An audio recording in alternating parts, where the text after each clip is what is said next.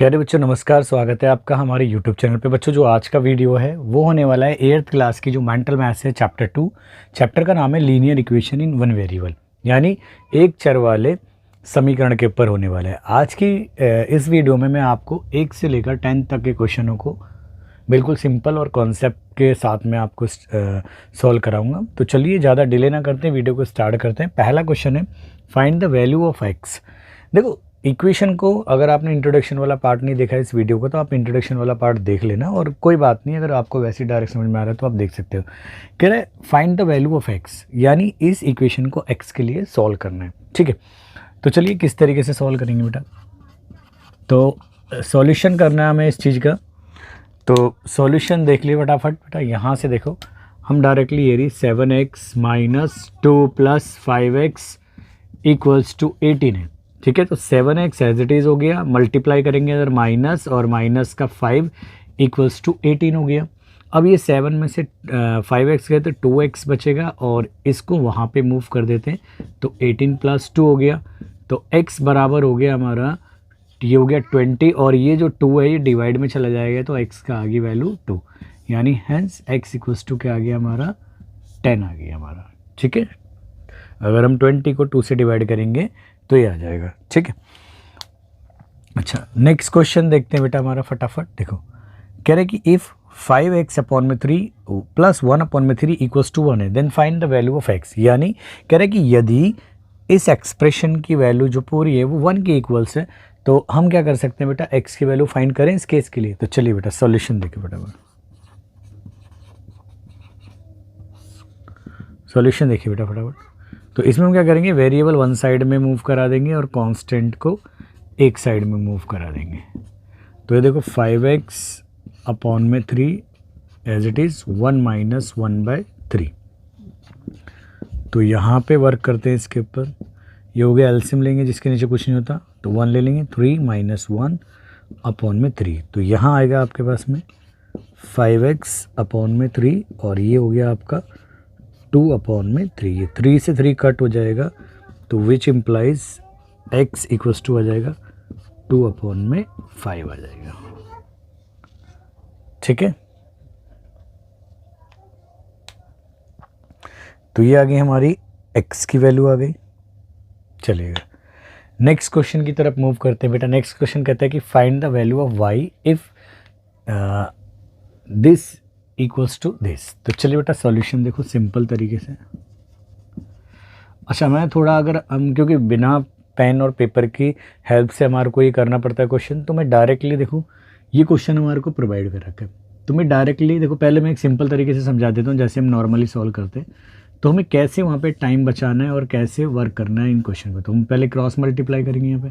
ठीक है, तो 2y माइनस 4 इक्वल्स टू, ये हो गया हमारा 3 8 जा 24 हो गया, और 2y इक्वल्स टू आ गया 24 प्लस 4, यानी ये आ गया आपका 2y इक्वल्स टू आ गया आपका 28। यहाँ पे छोटा सा और एक फोल्डर प्रिपेयर करते तो y की वैल्यू आ गई, ये आ गई 28 अपॉन में 2, यानी y आ गया हमारा 14 आ गया। चलिए ये तो एक तरीका हो गया, लेकिन हमें वहाँ पे इतना दिमाग में थोड़ी सॉल्व करना होता है मेंटल मैथ्स के क्विज़ में। तो हम कैसे वर्क करेंगे, तो देखो बेटा यहाँ डायरेक्टली इसकी मल्टीप्लाई करेंगे तो हमें पता है कि 24 आएगा, और हमें पता है कि जब ये माइनस का तो उधर जाके प्लस होगा तो 28 होगा, और जो मल्टीप्लाई में होता है वो डिवाइड में चला जाएगा तो ये आएगा आपका 14। ठीक है, तो ये हमें थोड़ा सा डायरेक्ट प्रोसेस हम यूज़ कर सकते। ठीक है, नेक्स्ट है कि if 3t plus 4t where t क्या है, एक वेरिएबल है यहाँ पे, प्लस ब्रैकेट के आउटसाइड में 3 मल्टीप्लाई में, और t plus 4t equals to 88 है। बहुत सिंपल है बेटा, ये तो सॉल्यूशन करना है इसका। तो कन्फ्यूज़न करने के लिए t के टर्म में ही सारा वर्क दे रखा है। तो देखो 3t और 4t 7t हो गया, प्लस 4 और 1 5 की करेंगे तो कितना जाएगा हमारा 15t हो जाएगा, और ये 88, इनको ऐड करेंगे तो 22t इक्वल्स टू 88, और t का मतलब क्योंकि ये डिवाइड में जाएगा तो ये आ जाएगा हमारा 4 आ जाएगा। ठीक है, नेक्स्ट देखिए बेटा, नेक्स्ट पार्ट का सॉल्यूशन देखिए बेटा, कहता है कि if z plus 8 plus 4z upon में 5 इक्वल्स टू -1 है, then find the value of z. तो इस केस में हमारे को जेड की वैल्यू फाइंड करनी है। तो चलिए, तो ये हो गया हमारे पास z plus 8 plus 4z upon में 5 इक्वल्स टू -1 है। तो ये न्यूमेरल वाले टर्म को एक तरफ ले जाते हैं, वेरिएबल इधर रखते हैं, तो ये उधर चला जाएगा तो माइनस को हो जाएगा। अब 5 और इसके ये कुछ नहीं तो 1 लेंगे तो क्या हो जाएगा 5z प्लस 4z अपॉन में 5 और उधर हो गया -1 माइनस का 8 हो गया।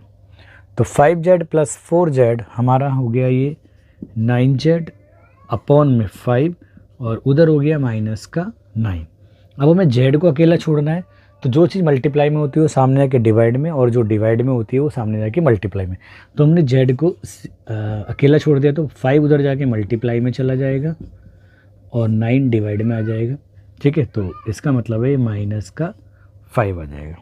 ठीक है बेटा, तो z इक्वल्स टू आ गया हमारा माइनस का 5। ठीक है, आई होप आपको क्वेश्चन समझ में आए होंगे। आप जल्दी से इनको नोट कीजिए।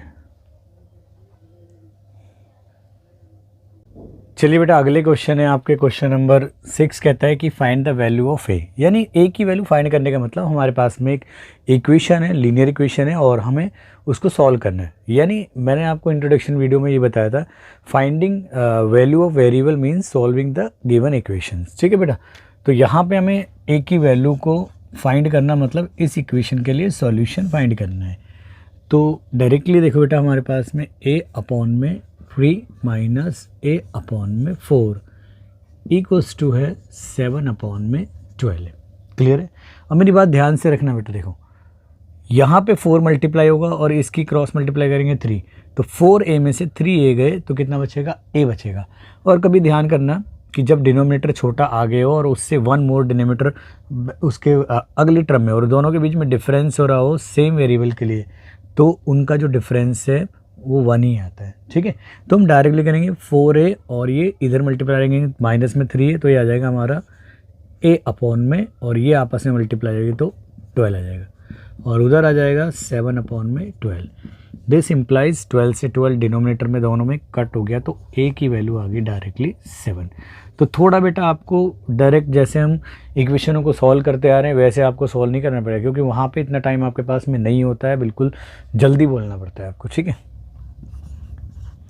नेक्स्ट क्वेश्चन को देखिए बेटा, पहले रीड कर लेते हैं इसको।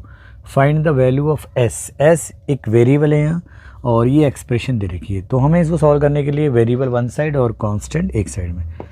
तो 2s माइनस 1 अपॉन में 2s प्लस 5 माइनस 2 इक्वल्स 2 है हमारा 1 है। ठीक है, तो इस -2 को उधर ले जाएंगे तो ट्रांसपोज के रूल के अकॉर्डिंग इसका साइन चेंज हो जाएगा, तो ये हो जाएगा 1 प्लस 2 यानी 3 हो जाएगा। अब आ जाते हैं बेटा, वहाँ 3 हो जाएगा, तो ये हो गया हमारा 2s माइनस 1 और अपॉन में आ गया 2s plus 5 equals to 3। Cross multiply करते हैं, यहाँ अप्लाई करते हैं ब्रैकेट, तो थोड़ा जल्दी करने की कोशिश करते हैं। 1 से किसी की मल्टीप्लाई करते हैं वही आ जाता है, और 3 की इधर मल्टीप्लाई करें तो 6s प्लस 15 हो गया आपका। अब देखो वेरिएबल एक साइड ले जाते हैं, क्योंकि उधर वेरिएबल पॉजिटिव और बड़ा भी है तो उधर ले जाते हैं, तो ये आ गया माइनस का 15 इधर हो गया और 6s माइनस का 2s, तो वहाँ यहाँ तो आ गया हमारा 16 और वहाँ बचेगा 4s, तो -16 जो मल्टीप्लाई में आता है वो डिवाइड में आ गया, तो s की वैल्यू डिवाइड करेंगे तो माइनस क्या आ जाएगा 4 आ जाएगा। ठीक है, डायरेक्टली नेक्स्ट क्वेश्चन देखो बेटा, इफ x ब्रैकेट में 5 minus 3x equals to 10 minus 3x square है। अब स्क्वायर वाली टर्मों को तो हमने सॉल्व करा नहीं है, बट घबराने की कोई ज़रूरत नहीं है। यहाँ पे कुछ ना कुछ ऐसा दिया होगा जहाँ से एलिमिनेट यानी कट हो जाएंगी टर्म स्क्वायर वाली। तो देखो हम कैसे सॉल्व करते हैं बेटा, सॉल्यूशन देखो बेटा, ये x और ये 5 minus 3x equals to 10 minus 3x square, तो अंदर मल्टीप्लाई करेंगे, ये हो गया 5x और देखो इसके से मल्टीप्लाई करेंगे 3x² हो जाएगा और ये 10 माइनस 3x²। जब देखो दोनों साइड में सेम साइन वाले नंबर हो या वेरिएबल हो या एक्सप्रेशन हो तो कट हो जाती हैं। देखो सिंपल, क्योंकि ये माइनस का यहाँ और उधर जाएगा प्लस का, तो प्लस माइनस कट हो जाएगा। तो हम डायरेक्ट ये हल्का सा इस पर मैंने कटिंग कर सकता हूँ, ठीक है। तो यहाँ बचेगा हमारा 5x = 10 और x = क्या होगा, 5 डिवाइड में जाएगा तो 2 आ जाएगा, ठीक है। Now come to the next question, कहता है सॉल्व फॉर x। अब ये मैं डेसिमल में दे रखे है प्रॉब्लम, लेकिन मैंने बोला आपको घबराना नहीं है प्रॉब्लम को देख के। जब तक आप सॉल्व नहीं कर लेते तो चीज़ें जब तक हमारे लिए अननोन रहती हैं, ठीक है। तो देखो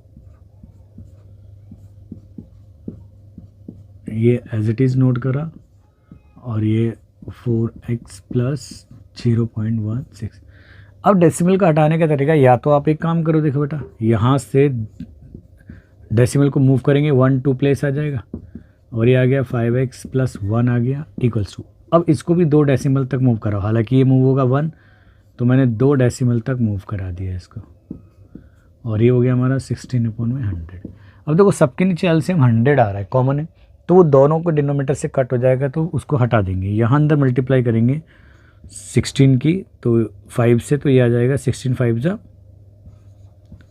80x हो जाएगा, यानी 16 × 80 और 16 एकम 16 हो जाएगा और ये हो गया हमारा 40x + 16। फिर वही कंडीशन, ये इससे कट हो गया, 40 इधर आ जाएगा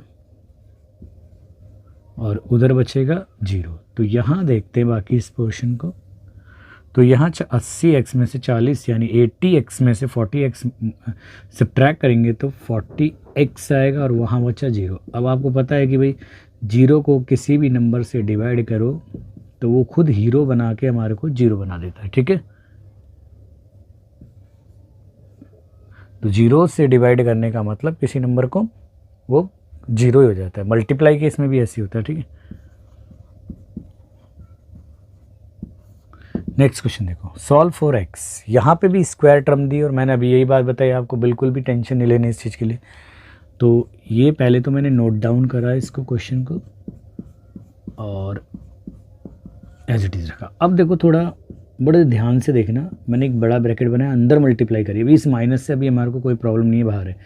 x के अंदर मल्टीप्लाई करेंगे x², इस x किससे करेंगे 2x। अब हम +1 की करते हैं तो x हो जाएगा और ये -2 = 0। अब यहाँ देखो x² अंदर माइनस की ये देखो 2x में से 1x जाएगा क्योंकि एक माइनस एक प्लस है, और यहाँ अंदर मल्टीप्लाई करा, ये हो गया, तो -x बचेगा एक, तो अंदर इस मल्टीप्लाई करेंगे इस माइनस से तो +x हो जाएगा और ये -+2 हो जाएगा हमारा, ठीक है। अब ये टर्म तो इससे कट हो गई, तो x की वैल्यू कितनी आ जाएगी, +2 है यहाँ पे, वहाँ जाके -2 हो गया, ठीक है। तो सिंपल थे क्वेश्चन, आप प्रैक्टिस करोगे बार बार तो आपको समझ में आ जाएंगे। तो आई होप आपको क्वेश्चन का जो सॉल्यूशन है वो समझ में आया होगा, और आई होप आप भी घर पे प्रैक्टिस करोगे और स्टेप्स को थोड़ा जंप करने की कोशिश करना। तो नोट डाउन कीजिए। And thanks for watching this video. मिलते हैं इस वीडियो के नेक्स्ट पार्ट में, जब तक अपना ध्यान रखें और प्रैक्टिस करते रहें। चलिए बेटा।